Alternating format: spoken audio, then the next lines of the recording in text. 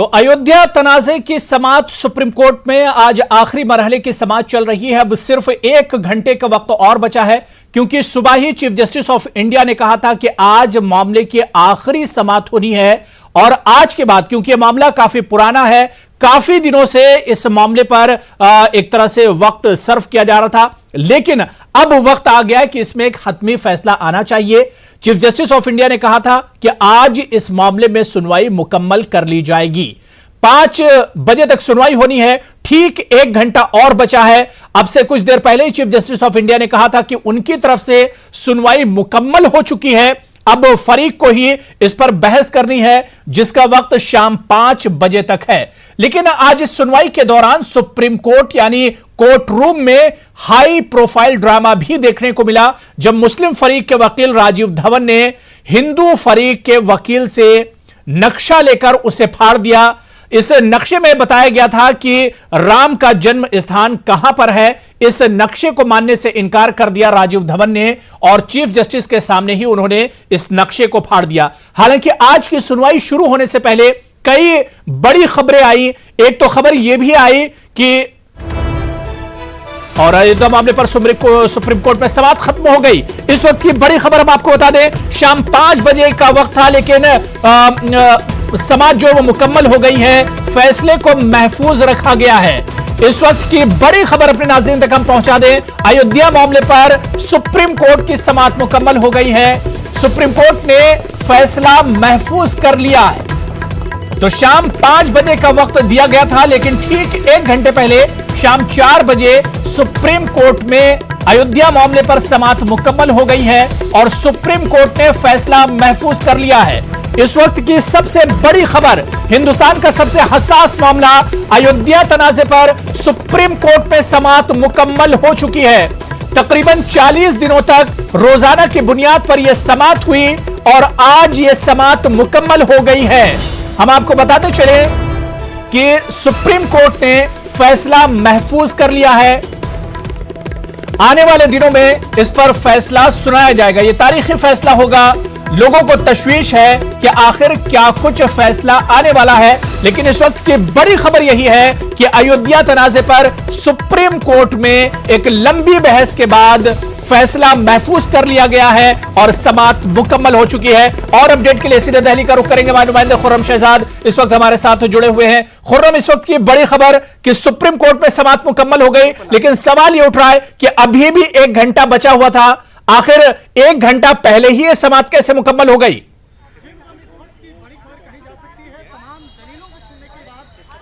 देखिए, supreme court ने deadline दी थी कि 5 बजे तक हर हाल में समाअत पूरी होनी है। पहले भी ये समाअत मुकम्मल हो सकती थी, इसमें कोई बड़ी बात नहीं है। लेकिन बड़ी बात यही है कि सुप्रीम कोर्ट ने 40 दिन की मैराथन समाअत के बाद अपना फैसला महफूज कर लिया है। जो आखिरी अपडेट हमारे पास हमारे जो मुआविन है सुशील पांडे, उन्होंने बताया था कि राजीव धवन ने सुप्रीम कोर्ट में दलील दी थी कि जिस तरह से बाबर को अगर हम आक्रमणकारी और हमलावर मानेंगे, तो दूसरे जो यहाँ पर राजे महाराजे या आर्यन आए हैं, उनको भी हमें आक्रमणकारी हमलावर मानना पड़ेगा। हम हिंदू मुसलमान में भेदभाव नहीं कर सकते।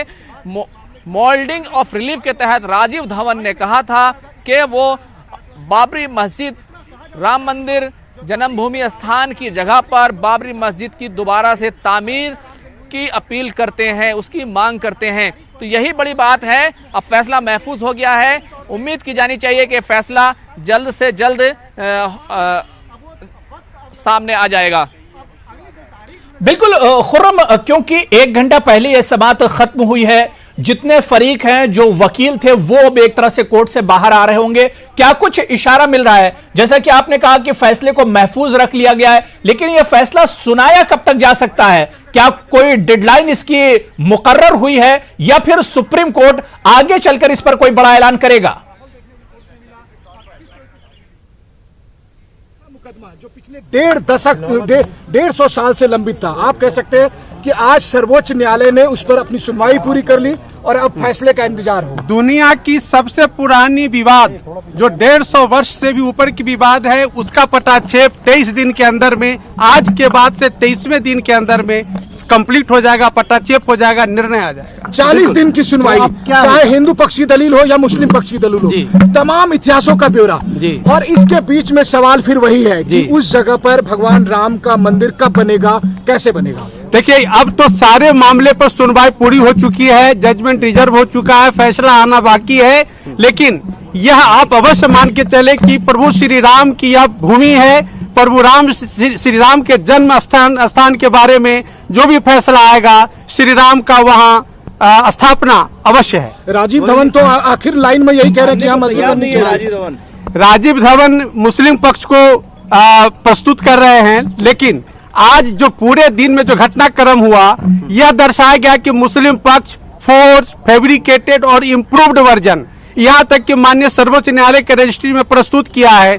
उस मामले में आपको 2 वाक्य बताता हूँ कि 1861 में जो उन्होंने ग्रांट की बात की, जब 1858 में ही वोट भंग कर दिया गया, तो 1861 में रेजोल्यूशन आई कहां से? हिंदू महासभा ने ये डॉक्यूमेंट आज प्रस्तुत किया, जिसका जवाब उन्होंने अपने रिजॉइंडर में कुछ भी नहीं दिया है। इससे साफ साबित होता है कि उस प्रश्न से वो बचना चाहते थे। दूसरी बात, जो मैप हम लोगों ने दिया है अदालत के समक्ष, जो उन्होंने टुकड़ों में फाड़ दिया, यह साबित करता है फ्रस्ट्रेशन कि किस तरह से वो सबूतों को भी नहीं देखना चाहते थे, सबूतों को भी झुठलाना चाहते थे। और इस तरह से मुस्लिम पक्ष अगर अपना मुकदमा जीतना चाहता है तो उस पर कुछ कहा नहीं जा सकता, उनका फ्रस्ट्रेशन शो करता है। वरुण जी, हमारा सवाल ये है कि 30 सितंबर 2010 को हाईकोर्ट का फैसला आता है, जमीन को 3 हिस्से में बांटने की बात आती है जी। सभी पक्ष यहाँ आते हैं, 9 साल के बाद सुनवाई होती है और अब मोल्डिंग ऑफ रिलीफ पर भी बात होती है। तो क्या सुप्रीम कोर्ट को क्या क्या तय करना है कि क्या टाइटल सूट का बंटवारा हो सकता है या नहीं, या केवल ये जमीन केवल और केवल भगवान राम? देखिए, हम लोगों ने जो अपना दलील दिया है, उस दलील में बहुत स्पष्ट है और सारे हिंदू पक्ष के दलील का केंद्र है कि जो 1/3 संपत्ति दिया गया था माननीय उच्च न्यायालय के द्वारा मुस्लिम पक्ष को, वह गलत निर्णय था। वह किस तरह से गलत था, कानूनी तौर पर उस निर्णय को सही नहीं ठहराया जा सकता है। इन सारी मुद्दों पर हिंदू पक्ष ने अपना पक्ष रखा है और हमें इंतजार करना होगा कि उस पक्ष को माननीय सर्वोच्च न्यायालय किस तरह से लेती है। एक बात और, TV9 भारतवर्ष पर हमने लगातार ये बात बताई कि मीडिएशन पैनल में सुन्नी वक्फ बोर्ड ने दावा छोड़ने की बात कही थी। आज सुनवाई ओवर हो गई है, मीडिएशन पैनल की रिपोर्ट सुप्रीम कोर्ट के सामने है। ऐसी स्थिति में क्या मीडिएशन पैनल की उस रिपोर्ट को भी जजमेंट रिजर्व होने के बाद कंसीडर किया जा सकता है? देखिए, मीडिएशन पैनल का रिपोर्ट क्या गया है उसकी प्रति हम लोग को नहीं दी गई है, हम लोग पक्षकार है, हम लोग को नहीं दिया गया है। इस बारे में हम कोई टिप्पणी करने की स्थिति में नहीं है। लेकिन जब जजमेंट रिजर्व हो चुका है, मीडिएशन पैनल के रिपोर्ट को तभी मान्यता मिल सकती है जब सारे पक्ष, जितने भी पक्षकार हैं, उस पर एकमत हो, सहमत हो, तभी। अन्यथा जजमेंट पर ही सबों को भरोसा है और जजमेंट का हमें इंतजार करना चाहिए। तो अब आखिरी उम्मीद सुप्रीम कोर्ट के उसी जजमेंट, क्या लग रहा है, क्या उम्मीद आप जाहिर कर रहे हैं? बार बार ये हो रहा है कि अब उम्मीदें क्या है आपकी? हम सबों को अब माननीय सर्वोच्च न्यायालय के फैसले का इंतजार करना चाहिए और सर्वोच्च न्यायालय के फैसले से ही सारे रास्ते निकलेंगे जी। और ये लास्ट में जो टाइम अलॉट किया गया था कि एक आखिरी घंटे का वक्त मिलेगा, अलॉटमेंट होगी, उसमें फिर क्या रही? देखिए, जिस तरह से मुस्लिम पक्ष ने अपना रिजॉइंडर रखा, उनके सारे जो तथ्य थे वो उन्होंने प्रस्तुत कर दी थी, इसीलिए अभी जो है उस सारे आर्गूमेंट को कंक्लूड कर दिया गया, जजमेंट रिजर्व कर लिया गया। मोल्डिंग ऑफ रिलीफ पे वक्त दिया गया था लेकिन वो नहीं हो पाया इस वक्त। देखिए, जब आप देखेंगे सारे पक्षों ने जो अपनी दलील दी है उसमें मोल्डिंग ऑफ रिलीफ पे भी अपना तर्क रखा है और इन सारे तर्कों को ध्यान में रख करके सारा जजमेंट रिजर्व किया गया। आज पूरी judgement, what is your take away from the entire hearing that has happened today? You see, we the Hindu sides have presented our case and we have criticized the judgment of the High Court to the extent how the 1/3 share of the land has been given to the Muslim side. We have given the legal submissions of that, factual submissions, evidence and documentary evidence that this 1/3 share given to Muslim side by the High Court is totally illegal, erroneous, and it is not as per the evidence and whatever pleading the Muslim side had in their suit. So the judgment is beyond the pleading and prayer made by the Muslims. Also, Rajiv Dhawan made a clarification post lunch on the tearing of the paper. What do you have to say on that? You see, the tearing of the paper, he has not apologized before the court. that the act which he has done prior to lunch was totally unethical and it was a kind of misconduct. दे सकते हैं moulding of the relief पे, और court ने सारी parties को hair करने के बाद आज इस मामले में अपना फैसला सुरक्षित रखा है और सुप्रीम कोर्ट में जस्टिस रंजन गोगोई 17 नवंबर को रिटायर कर रहे हैं, तो हमें पूरी उम्मीद है उससे पहले कभी भी फैसला डिलीवरी ऑफ जजमेंट हो सकता है। लेकिन मेरा एक सवाल है कि 1:30 बजे 2 बजे के बाद लंच के बाद क्या हुआ सुप्रीम देखिए लंच के बाद में कागज फाड़ने के संदर्भ में राजीव धवन साहब ने कहा कि बहुत बड़ी कंट्रोवर्सी हो रही है बाहर मीडिया में, जिसपे जस्टिस गोगोई ने लाइटर साइड में कहा कि आप उनको बोल सकते हैं कि हमारे कहने पे कागज फाड़ा गया, और ये बात आप क्लैरिफाई कर सकते हैं। और सुप्रीम कोर्ट में हुआ क्या लंच के बाद? देखिए लंच के बाद राजीव धवन साहब ने अपने आर्गुमेंट्स किए, हिंदू महासभा की तरफ से हरिशंकर जैन पेश हुए तो उन्होंने अपने रिटर्न सबमिशन से कंपाइलेशन में सुप्रीम कोर्ट सामने फाइल किए। राजीव धवन साहब का कहना यह था कि ये वक्फ प्रॉपर्टी है और वक्फ बाय यूजर का यहाँ पे हमने प्लीड किया। इसके अलावा उन्होंने ये भी कहा कि जो कॉन्करर्स के राइट है वो आज के लीगल इंडिया में उसकी वैल्यू है, और वहां पे मस्जिद थी और मस्जिद के अंदर हिंदू घुस के पूजा पाठ कर रहे थे, इसलिए हिंदुओं का वहां पे कोई एक्सक्लूसिव राइट नहीं हो सकता। Alright, joining me now is तो सुप्रीम कोर्ट में एक तरह से समाअत मुकम्मल हो चुकी है अयोध्या मामले पर, और अब इंतजार सिर्फ फैसले का है। आने वाले 20 से 25 दिनों में फैसला आ सकता है। हालांकि सुप्रीम कोर्ट ने इधर कोई इशारा नहीं किया है, लेकिन जिस तरह से अभी बात चल रही थी कि आने वाली 17 नवंबर को chief justice of India Ranjan Gogoi retired हो रहे हैं, उससे पहले ही इस हसास मामले का फैसला आ जाएगा। आपको बताते चले कि 40 दिनों तक लगातार यह सुनवाई चली है। 40 दिन रोजाना की बुनियाद पर यह सुनवाई चली है। बहुत बड़ी जीत होगी कि इस पूरे विवाद का निराकरण फैसला माननीय सर्वोच्च न्यायालय दे देगा। सर लेकिन जो धवन है, राजीव धवन मानने को तैयार नहीं, वो अभी भी कहते हैं। मैं एक बात स्पष्ट कर दूं कि माननीय सर्वोच्च न्यायालय का फैसला जो भी होगा सारे पक्षों पर वो बाध्यकारी है, सारे पक्ष उसको मानेंगे, उसके बाहर कुछ भी नहीं है। सर आज जो घटनाक्रम हुआ, जो जिस तरीके से वो नक्शा फाड़ा गया, उसको कैसे देखते हैं? क्योंकि उसको लेकर के माफी ना कोई। डॉक्टर राजीव धवन साहब का यह निहायत निंदनीय कृत्य है, और इस तरह से किसी पक्ष के द्वारा प्रस्तुत किया गया साक्ष्य अगर वो फाड़ते हैं तो वो किसी भी दृष्टि से उसको जायज नहीं ठहराया जा सकता है। यह अति निंदनीय कार्य है। सर आप लोग कितने होपफुल हैं? आखिरी सवाल है कि वकील के नाते हम लोगों ने अपना पक्ष रखा है। माननीय न्यायालय को फैसला लेना है कि किसके पक्ष में फैसला जाएगा, माननीय न्यायालय का फैसला आने के बाद ही जाहिर होगा। Joining me right now is mister Varun Singh. तो अयोध्या मामले पर एक तरह से समाअत मुकम्मल हो चुकी है और अब इंतजार एक घंटा पहले समाअत मुकम्मल हुई है, और इस वक्त सुप्रीम कोर्ट के बाहर से राज तौर पर हम आपको वकीलों के बयान सुनवा रहे हैं। नहीं कॉमन नहीं, सिंगल। हाँ पूछिए सर। विष्णु आज क्या हुआ पहले? देखिए सुप्रीम कोर्ट ने आज इस मामले में अपना फैसला रिजर्व किया है, जजमेंट रिजर्व किया है। कोर्ट ने ये कहा है जो भी पार्टीज को अपने रिटर्न सबमिशन देने हैं वो 3 दिन के अंदर अपने रिटर्न सबमिशन दे सकते हैं मोल्डिंग ऑफ द रिलीफ पे, और कोर्ट ने सारी पार्टीज को हेयर करने के बाद आज इस मामले में अपना फैसला सुरक्षित रखा है। और सुप्रीम कोर्ट में जस्टिस रंजन गोगोई 17 नवंबर को रिटायर कर रहे हैं, तो हमें पूरी उम्मीद है उससे पहले कभी भी फैसला डिलीवरी ऑफ जजमेंट हो सकता है। लेकिन मेरा एक सवाल है कि 1:30 बजे 2 बजे के बाद लंच के बाद क्या हुआ सुप्रीम? देखिए लंच के बाद में कागज फाड़ने के संदर्भ में राजीव धवन साहब ने कहा कि बहुत बड़ी कंट्रोवर्सी हो रही है बाहर मीडिया में, जिसपे जस्टिस गोगोई ने लाइटर साइड में कहा कि आप उनको बोल सकते हैं कि हमारे कहने पे कागज फाड़ा गया, और ये बात आप क्लैरिफाई कर सकते हैं। और सुप्रीम कोर्ट में हुआ क्या लंच के बाद? देखिए लंच के बाद राजीव धवन साहब ने अपने आर्गुमेंट्स किए, हिंदू महासभा की तरफ से हरिशंकर जैन पेश हुए तो उन्होंने अपने रिटर्न सबमिशन से कंपाइलेशन में सुप्रीम कोर्ट सामने फाइल किए। राजीव धवन साहब का कहना यह था कि ये वक्फ प्रॉपर्टी है और वक्फ बाय यूजर का यहाँ पे हमने प्लीड किया। इसके अलावा उन्होंने ये भी कहा कि जो कॉन्करर्स के राइट है वो आज के लीगल इंडिया में उसकी वैल्यू है, और वहां पे मस्जिद थी और मस्जिद के अंदर हिंदू घुस के पूजा पाठ कर रहे थे, इसलिए हिंदुओं का वहां पे कोई एक्सक्लूसिव राइट नहीं हो सकता। Alright, joining me now is तो अयोध्या तनाज़े पर आज सुप्रीम कोर्ट में समाअत मुकम्मल हो गई। तकरीबन 40 दिनों तक यह समाअत चली, रोजाना की बुनियाद पर यह समाअत हुई, और आज खुद chief justice of India Ranjan Gogoi ने कहा था कि बहुत वक्त बर्बाद हो चुका है, अब एक हतमी फैसले पर पहुंचना चाहिए। आज शाम 5 बजे तक डेडलाइन दी गई थी समाअत के लिए, सुनवाई के लिए, लेकिन ठीक 1 घंटा पहले 4 बजे सुप्रीम कोर्ट में समाअत मुकम्मल हो गई। फैसले को महफूज रखा गया है, और अब आने वाले दिनों में, आने वाले 15-20 दिन या 1 महीने में होगा भारत की संस्कृति और भारत की सभ्यता और हिंदू मुस्लिम एकता और यहाँ के तमाम लोगों को जोड़ने वाला होगा। इसके अंदर किसी की हार किसी की जीत नहीं होनी है और जीत होगी, भारत की जीत होगी।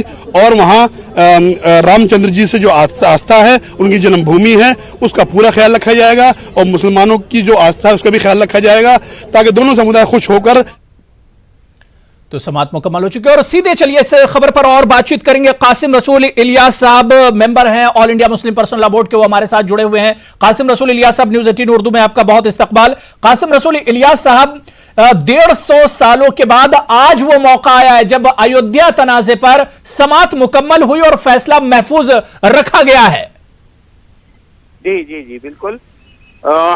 जिस तरह से इसकी समाअत मुकम्मल रही और जिस तरह हमें अपनी बात रखने का पूरा मौका मिला है, हमें इस बात का इत्मीनान है कि इंशाअल्लाह अज़ीज़ अगर हक़ाइक़, शवाहिद, दलाइल, आर्गुमेंट, दस्तावेज़ात की बुनियाद पर अगर फैसला आएगा तो वो इंशाअल्लाह मुसलमानों के हक़ में आएगा फैसला, बाबरी के हक़ में आएगा फैसला। हमने हमारे वकीलों ने बहुत मेहनत की है और उन्होंने वाकई हक़ अदा कर दिया इस बात का। और उन्होंने यानी जो फरीक़े मुखालिफ का जो केस था उसको पूरी तरह डिमोलिश किया और हमारे केस के जो बुनियादी बातें थी उनको बहुत ही एहसन तरीके से कोर्ट के सामने रखा है। तो हमें अपने वकीलों की कारकर्दगी पर पूरा इत्मीनान है और उम्मीद यही है कि इंशाअल्लाह अज़ीज़ इन हक़ाइक़ और शवाहिद की बुनियाद पर जो कोर्ट फैसला देगा, और जाहिर है कि देखिए इस वक्त पूरी दुनिया इस मुकदमे पर निगाहें लगाई हुई है और जाहिर है कोर्ट को इस बात का लिहाज भी रखना पड़ेगा कि इससे हमारे मुल्क की, हमारे कानून की, कॉन्स्टिट्यूशन की और खुद सुप्रीम कोर्ट के वक़ार का मसला है। तो कोर्ट जो है वो कोई ऐसा फैसला नहीं देगा जो हक़ाइक़ और शवाहिद के खिलाफ।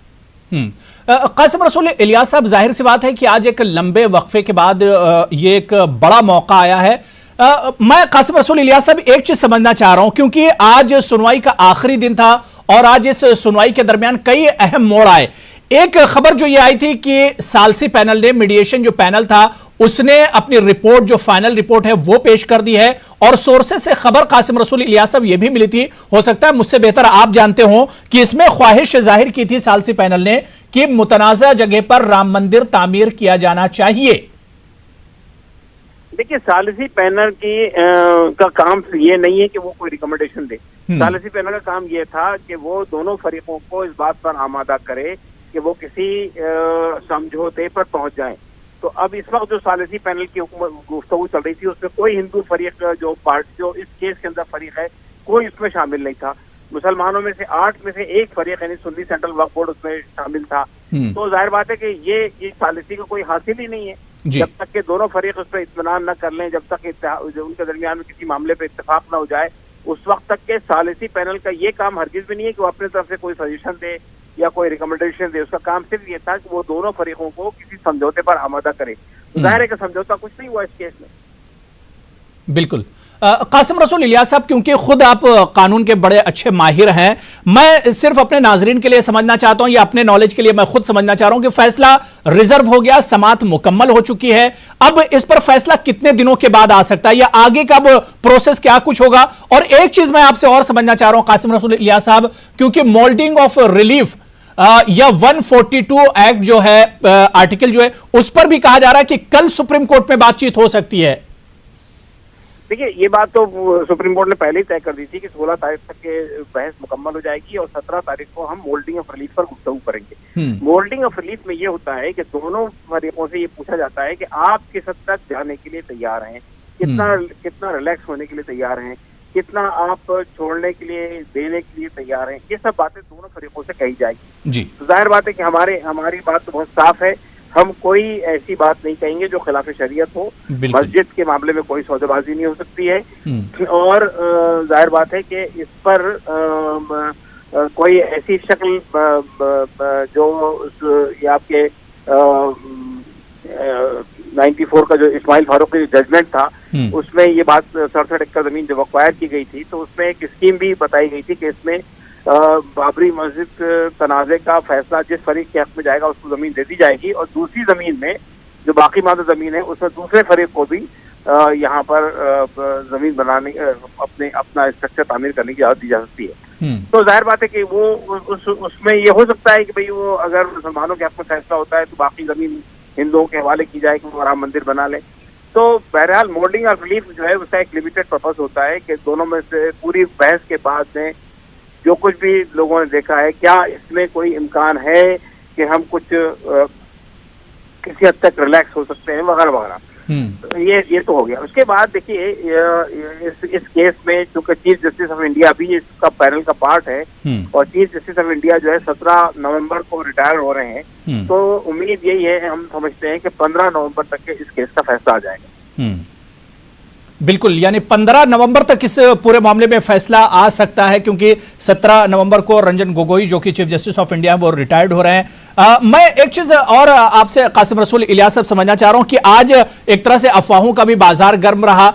सुन्नी वक्फ बोर्ड को लेकर जो खबर आई थी, क्या महज वो अफवाह है या उसमें किसी तरह की सच्चाई भी आपको नजर आती है कि सुन्नी वक्फ बोर्ड जो है, क्योंकि एक अहम फरीक है इस पूरे मामले में, वो एक तरह से केस अपना वापस ले रहा है? देखिए, पहली बात तो ये है कि जब तक के वो कोर्ट में इस तरह की कोई बात उनके तरफ से पेश नहीं होती, उस वक्त तक वो अफवाह ही है। इसलिए कि देखिए, आपको ये मालूम होना चाहिए कि सुन्नी सेंट्रल वक्फ बोर्ड एक फर्द का इदारा नहीं है, बल्कि उसके अंदर और भी मेंबरान होते हैं, 7-8 मेंबरान होते हैं। तो वो अगर किसी केस से विड्रॉ करना है तो पूरे मेंबरान का मुत्तफिका फैसला होना चाहिए। दूसरी बात ये कि फैसले के बाद उनको अखबार में नोटिफाई करना पड़ेगा, उसके बाद सुप्रीम कोर्ट में अपील फाइल करनी पड़ेगी कि हम इस केस से विड्रॉ करना चाहते हैं। सुप्रीम कोर्ट उसको अपील को सुन भी सकता है, उसको रिजेक्ट भी कर सकता है। लेकिन चूंकि अब वो मौका बाकी नहीं रहा है, आज मुकम्मल हो गई है पूरी सुनवाई, तो इसलिए मेरे नजदीक तो वो एक अफवाही है। बिल्कुल। और कासिम रसूल इलियास साहब, मेरा एक आखिरी सवाल ये कि क्या आपको लगता है कि जो मुस्लिम फरीक, मतलब जितने भी फरीक थे, वो एक मजबूती से उन लोगों ने इस केस में अपनी बात रखी है? देखिए भाई, जहां तक हमारा ताल्लुक है मुस्लिम फरीकों का, हमारे तरफ से जो बहस की गई है वो बहुत अच्छी बहस रही है और हमने हर उस चीज को जो एक शरारतन उठाई गई थी, बहुत सारी बातें फैलाई गई थी, उन सब चीजों को हमने बहुत सलीके के साथ में बात रखी है और हमने ये बताया है कि 1528 में मस्जिद किसी मंदिर को तोड़ के नहीं बनाई गई थी, किसी जमीन पर नाजायज कब्जा करके नहीं बनाई गई थी और ये मस्जिद तामीर हुई है। तो 1528 से लेकर 1900 यानी अंग्रेजों के दौर तक में भी मस्जिद के मेंटेनेंस के लिए जायदादें दी गई है, उनके लिए ग्रांट दी गई है, उसके रिकॉर्ड भी हमने सबमिट किए हैं। ये भी बात हमने कही है कि 1989 में जिस वक्त में राम जन्मभूमि न्यास की तरफ से एक सूट फाइल किया गया, उसमें पहली बार ये दावा किया गया कि इसी जगह पे राम पैदा हुए और ये हमारी आस्था का मसला है वगैरह वगैरह। फिर हमने ये भी साबित किया कि इसमें कि ये आर्कियोलॉजिकल सर्वे ऑफ इंडिया ने भी अपनी खुदाई के रिपोर्ट में कहीं ये नहीं कहा है कि यहाँ पे कोई मंदिर था जिसको तोड़ के मस्जिद बनाई गई और उसने जो कुछ भी चीजें पेश की हैं उसमें वो जो पहले कहा जा रहा था कि इसके नीचे 85 पिलर का एक मंदिर था, उसमें कोई पिलर नहीं मिला। पिलर बेसिस पे जो उन्होंने कहा उसमें भी हमने बहुत सारे कंट्रडिक्शन थे, उसको भी साबित करने की कोशिश की और इस तरह से हमने ये भी साबित किया कि 1885 में जब निर्मोही अखाड़ा ने जो सहन में बना हुआ था मस्जिद के बाहरी सहन में, उसने जब ये केस फाइल किया था कि हमें यहाँ पर शेड बनाने की इजाजत दी जाए ताकि हम मंदिर बना सकें और उसमें श्रद्धालुओं को जो परेशानी होती है बारिश में, गर्मी में, सर्दी में, उससे बच सके, तो कोर्ट ने जय किशन साहब पंडित थे जो जज थे उस अदालत के, उन्होंने उस एप्लीकेशन को रिजेक्ट कर दिया था ये कहकर कि आपके बिल्कुल पुष्ट पर जो है मस्जिद है और मस्जिद में मुसलमानों को नमाज पढ़ने में इससे परेशानी होगी, मस्जिद में का सुकून गारत होगा, इसलिए आपको हम इजाजत नहीं दे सकते। उसमें भी जो अखाड़े तरफ से जो एप्लीकेशन दाखिल की गई थी, उस एप्लीकेशन में जो नक्शा दिया गया था, उस नक्शे में उन्होंने बहुत साफ तौर पे कहा था कि हमारे पश्चिम में मस्जिद है और पूरब में कब्रिस्तान है। तो जब वो ये 1886 तक वो ये मान रहे थे कि हमारे पश्चिम में मस्जिद है, बाद में उसको तस्लीम कर रहे थे, तो आज वो ये दावा कैसे कर सकते हैं कि मस्जिद के अंदर हमारा हक है, हमारी मिल्कियत है। और ये बात भी कोर्ट में हमने साबित कर दी कि उनके पास सिर्फ चबूतरे पर पूजा करने का राइट था, मिल्कियत तो उस जमीन की भी बाबरी मस्जिद की थी। तो ये सब सबूत अलग से हमने साबित किए हैं और उम्मीद यही है कि इसके कोर्ट का फैसला जो है वो इंशाअल्लाह। कासिम रसूल इलियास साहब, क्योंकि मॉल्डिंग ऑफ रिलीफ जो है ये बहुत रेयर केसेस में होता है, इसकी नौबत आखिर कब आती है इसके बारे में आपने बताया, लेकिन सुप्रीम कोर्ट में अब जिस तरह से कोर्ट ने कहा है, सभी जितने फरीक हैं सबके सामने उसने कहा है कि मोल्डिंग ऑफ रिलीफ पर 3 दिनों में लिखित जवाब कोर्ट में देना है। मतलब इसमें आगे क्या कुछ हो सकता है? कल ही इस पर बेंच बैठेगा और इस पर बात होगी, या फिर 3 दिनों के बाद इस पर आगे फिर से बेंच बैठेगी और बात होगी? नहीं, अब बेंच को बैठना नहीं है, जो कुछ भी देना है वो तहरीर तौर पर हमको दे देना है, उसके बाद बेंच के सामने रहेगी बात। बिल्कुल, बहुत बहुत शुक्रिया कासिम रसूल इलियास साहब हमारे साथ जुड़ने के लिए और इस पूरे इशू पर बातचीत करने के लिए। तो जिस तरह से कासिम रसूल इलियास साहब हमारे साथ जुड़े थे, all India Muslim personal law board के मेंबर हैं और all India Muslim personal law board भी इसमें एक अहम फरीक है। और अब सुप्रीम कोर्ट ने तमाम, कमाल फारूकी साहब को सुन लेते हैं इस वक्त। अगर ओनर हूं तो मैं वो जगह आपको दे दूं। वहां मस्जिद थी, मस्जिद में नमाज होती रही है, और मुसलमानों का ये कहना हमेशा रहा है कि हम किसी भी दूसरे की इबादत गाह को तोड़कर अपनी मस्जिद नहीं बना सकते, और अगर वहाँ मस्जिद ये साबित हो जाए कि किसी मंदिर को तोड़कर बनाई गई है, हम खुद वो जगह छोड़ देंगे। इन तमाम बातों के बावजूद और तमाम जितने भी डॉक्यूमेंट्री एविडेंस होने के बावजूद अगर कोई दूसरा पक्ष है वो तैयार ना हो बात को सुनने के अंदर, तो ये अफसोस ही होगा। हमने अपना पूरा जो कुछ भी हमारी ताकत हो सकती थी, जो डॉक्यूमेंट्री एविडेंस की बुनियाद के ऊपर, लीगल टर्मिनोलॉजीज़ की बुनियाद पर, जो लीगल चीज़ें हैं उनकी बुनियाद के ऊपर हमने सारा अपना केस रखा, और हमें पूरी उम्मीद है कि इंसाफ मिलेगा। हमें पूरी उम्मीद है कि उस बुनियादों के ऊपर, अगर ये आस्था ही का मामला है, तो अगर हमारे हिंदू भाइयों की आस्था का मामला है, तो मुसलमानों की भी आस्था का मामला है कि वहाँ मस्जिद थी और 500 साल तक मैं नमाज़ पढ़ता रहा हूँ। मैंने वहाँ नमाज दिसंबर 1949, मेरा का मतलब है मुसलमान ने वहाँ नमाज 1949 की दिसंबर तक पढ़ी है। और सुबह को जो एक इंस्पेक्टर है उसने आकर ये कहा कि सरप्टिशियसली वहाँ 2 मूर्तियाँ राम लला जी की और सीता माई की वहाँ पर बीच उस जगह पर रखी गई। तो तमाम फरीक के अपने अपने दलाइल हैं, लेकिन अयोध्या तनाज़े पर एक तरह से बहस मुकम्मल हो चुकी है और फैसले को महफूज रख लिया गया है सुप्रीम कोर्ट में आज सुबह से, क्योंकि आखिरी समाअत आज थी। क्या कुछ हुआ आंखों देखिए, हमें बताने के लिए इस वक्त हमारे नुमाइंदे सुशील इस वक्त हमारे साथ रास्तौर पर जुड़े हुए हैं। सुशील, एक तरह से तारीखी जो लम्हा सुप्रीम कोर्ट का था और जो सबसे ज्यादा सेंसिटिव इशू हमारे मुल्क का है, अयोध्या तनाजा, उसके एक तरह से आप गवाह बने हैं लंच के बाद, क्योंकि 5 बजे तक डेडलाइन दी गई थी समाअत की, लेकिन 4 बजे ही ये समाअत मुकम्मल हो गई, हियरिंग कंप्लीट हो गई। क्या कुछ लंच के बाद हुआ आज सुशील कोर्ट रूम के अंदर? देखिए, लंच के बाद फिलहाल राजीव धवन की तरफ से दलीलें शुरू की गई। उससे पहले पीएन मिश्रा साहब दलील दे रहे थे। रंजना जी हैं जिसमें इस मामले में पक्षकार हैं श्री राम जन्मोत्थान पुनरुत्थान समिति से। मैम, आपकी तरफ से दलीलें दी गई, लेकिन राजीव धवन ने उसको कहा कि ये मूर्खतापूर्ण है, जिस पर सीजीआई भी खासा नाराज हुए। देखिए, श्री राम जन्मभूमि पुनरुद्धार जिसके संरक्षक परम पूज्य शंकराचार्य स्वामी स्वरूपानंद सरस्वती जी हैं, उनकी तरफ से हम लोगों ने आज अपना पूरा आर्गुमेंट, अपना पूरा पक्ष, 40 दिन जो हेयरिंग हुई उसमें हम लोगों ने भी 5.5 दिन अपना पक्ष, साक्ष्य, प्रमाण, तथ्य, ऐतिहासिक पुस्तकें और ASI की रिपोर्ट के तथ्य में जो संबंध में जो हमारे तथ्य थे, जो उसमें लॉज थे, वो हमने सब कोर्ट के सामने प्रस्तुत किए। हमने अपना रिटन सबमिशन भी दिया।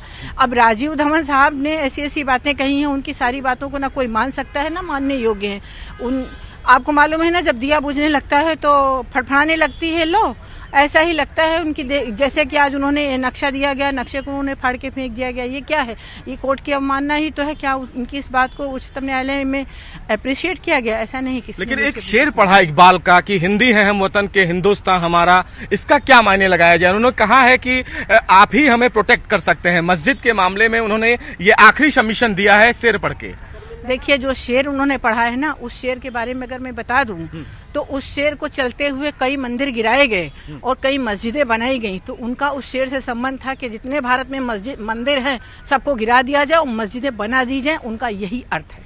तो ये साफ है कि राजीव धवन ने जो दलीलें दी, जो शेर पढ़ा, उसका मायने हिंदू पक्षकारों की तरफ से ये है कि उनको मस्जिद बनाने दिया जाए। लेकिन चूंकि मस्जिद के लिए, नमाज पढ़ने के लिए कई मस्जिद अयोध्या में मौजूद है, लेकिन हिंदुओं के पास सिर्फ राम है, और यही हिंदू पक्षकार कह रहे हैं कि वो राम के लिए किसी भी तरह से समझौता करने को तैयार नहीं है।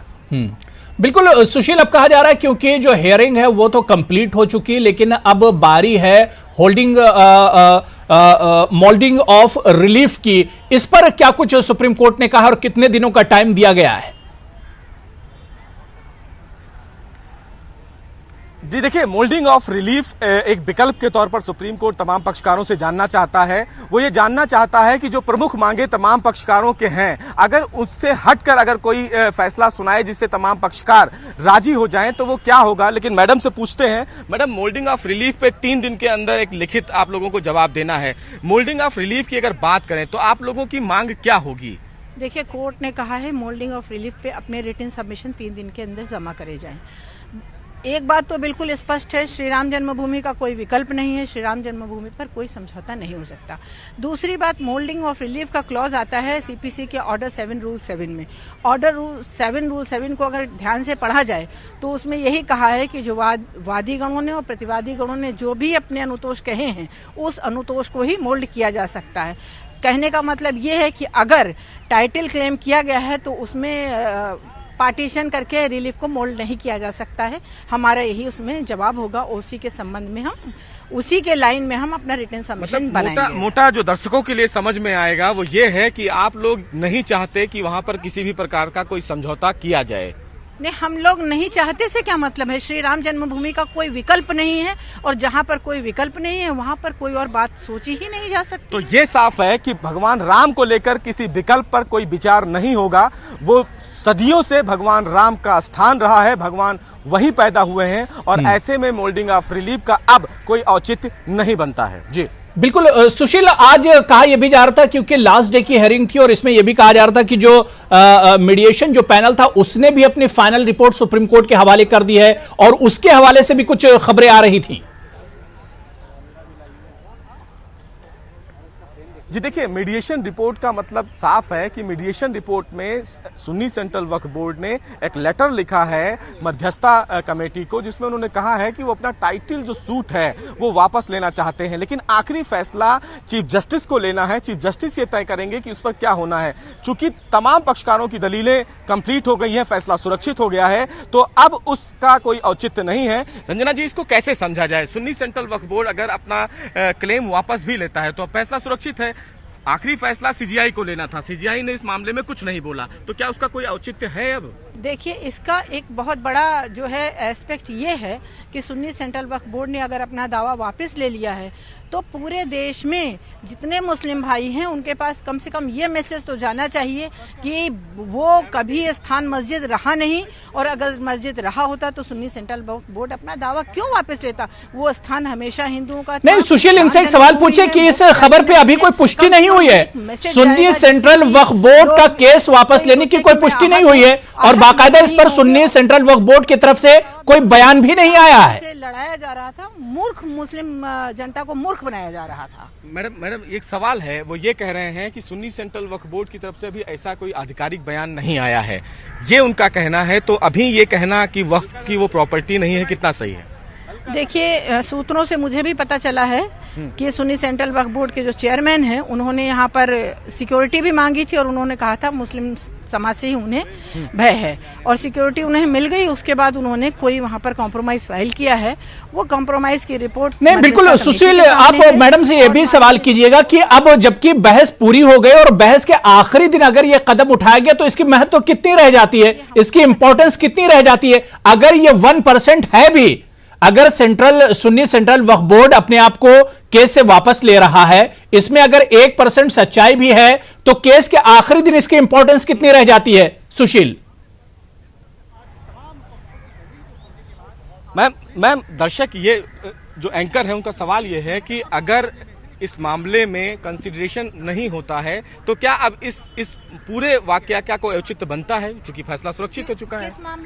ये जो मध्यस्थता पैनल को लिखा गया है सुन्नी सेंट्रल वक्फ बोर्ड की तरफ से, कंसिडरेशन नहीं होता है, उसका पहलू दूसरा है, लेकिन इसका जो सबसे बड़ा इम्पैक्ट है वो भारतवर्ष के सभी मुसलमानों के ऊपर पड़ने वाला है, क्योंकि उनको ये सत्य तथ्य से अवगत होंगे वो, और उन्हें ये पता चलेगा कि वो स्थान कभी भी मस्जिद नहीं रहा और वो पता नहीं किस मृग मारीचिका के तहत वो जी रहे थे और जन्मभूमि को मस्जिद समझ के लड़ रहे थे। जैसे कि कभी कभी क्या होता है, रेत में चले जाओ, आदमी सोचता है पानी है लेकिन पानी नहीं होता है, जाने पर पता चलता है सूखा रेत है।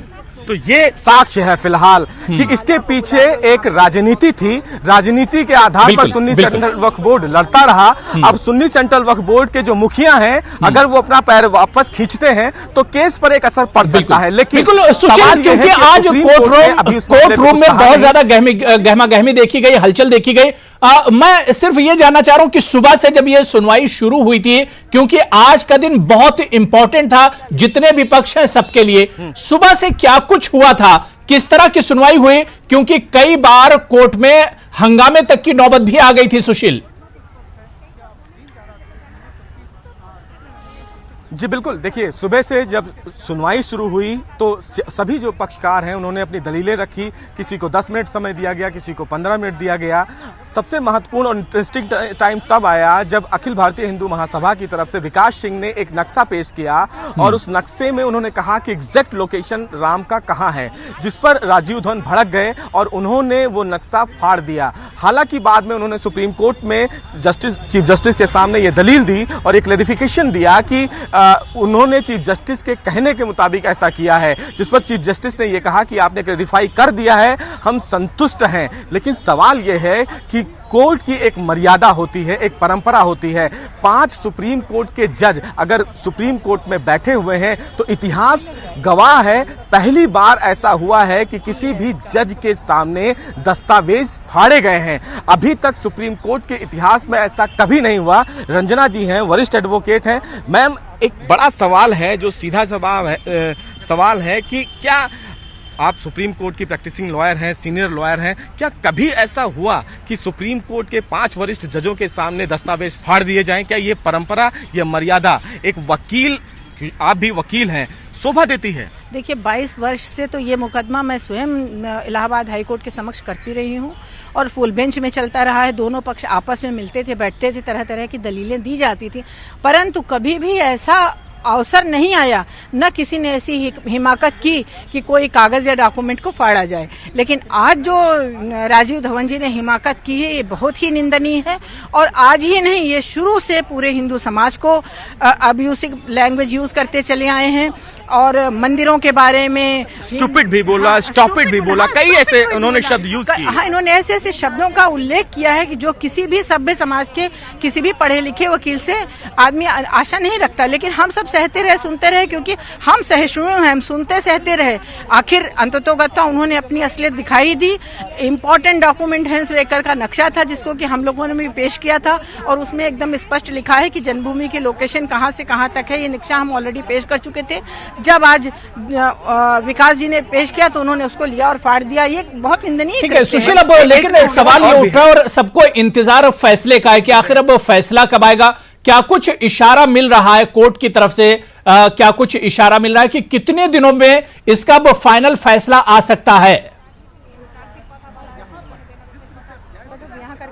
जी देखिए, ये कोर्ट का अपना विशेषाधिकार है, तो कोर्ट का अधिकार हमें कोर्ट पर ही छोड़ देना चाहिए कि फैसला क्या होता है। हम केवल जो आर्गुमेंट है, जो बहस है, उस बहस के दायरे को हम बता सकते हैं कि बहस का दायरा किधर जा रहा है और बहस में मोटी बातें क्या हैं। चूंकि दीपावली के बाद कभी भी फैसला आ सकता है। मैं एक सवाल रंजना जी से ले लेता हूं। रंजना जी, अभी तक जो बहस हुई, तमाम दर्शक ये जानना चाहते हैं कि जो फिलहाल बहस की हवा है वो किधर बह रही है। चूंकि स्ट्रांग पॉइंट मुस्लिम पक्षकारों की तरफ से भी रखे गए, आप लोगों ने भी जबरदस्त अपना जो बयान है वो कोर्ट के सामने रखा, चाहे उसमें उपनिषद की बात हो, चाहे वो दार्शनिकों की बात हो, चाहे वो गीता की बात हो।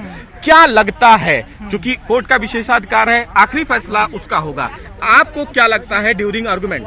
देखिए, हम लोग ने इसमें बहस की। जब कोई भी वकील किसी मुकदमे की तैयारी करता है, बहस करता है, तो उसको आशा ही नहीं वरन पूर्ण विश्वास होता है कि हम मुकदमा जीतेंगे, क्योंकि हमने साक्ष्यों, सबूतों, रेयरेस्ट ऑफ रेयर बुक्स के आधार पर किया है और हमने ऐसे तथ्य रखे हैं जिसको कि न्यायालय कानून की कसौटी पर कसेगा और कसने के बाद खरा पाएगा और हम जीतेंगे।